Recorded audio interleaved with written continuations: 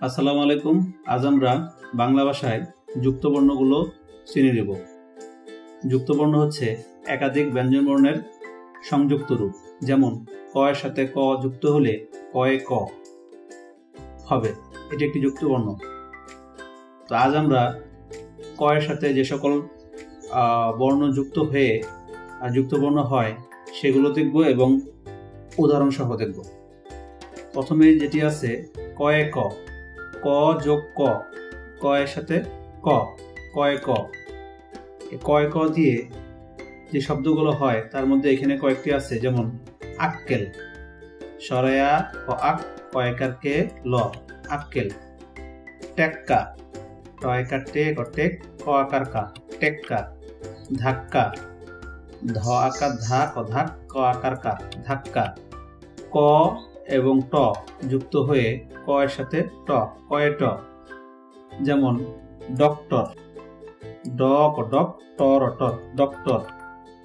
Octopus, সরয়া ক অক, ট কার টো, কয়কার পাস, পাস, অক্টোপাস।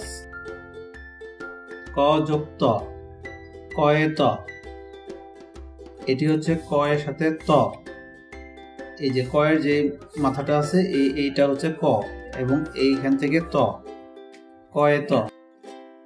যেমন রক্ত, র করক ত, রক্ত।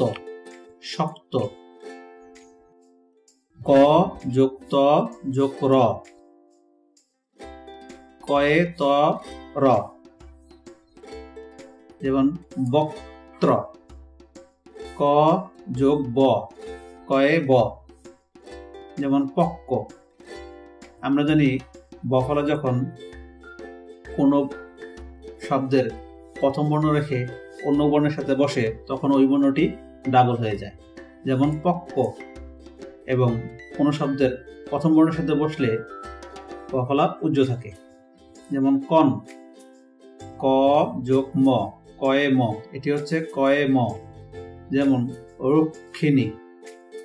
আমরা জানি মফলা যখন কোনো শব্দের প্রথম বর্ণ রেখে অন্য বর্ণের সাথে যুক্ত হয় তখন ওই বর্ণটি ডাবল উচ্চারিত হয়। যেমন রক্ষিণী। ক সাথে ক এর সাথে অন্তস্থ যোগ হলে এটি হয়, যেমন কয়ে জফলা। যেমন বাক্য। আমরা জানি জফলা যখন কোনো শব্দের প্রথম বর্ণ রেখে অন্য বর্ণের সাথে বসে তখন ওই বর্ণটি ডাবল হয়। যেমন বাক্য। ক যোগ র, কয়ে র, এটি হচ্ছে ক এবং র এর সংযুক্ত রূপ, কয়ে র। যেমন চক্র, চ কচক র, চক্র। চ কচক র, চক্র। এইভাবেও হতে পারে, আবার এইভাবেও হতে পারে। বক্র, ব ক বক র, বক্র। ক যোগ ল, কয়ে ল। যেমন ক্লান্তি, কয়ে ল আকার ক্লা দন্তন্য, ক্লান্ত অরিষ্কান্তি, ক্লান্তি।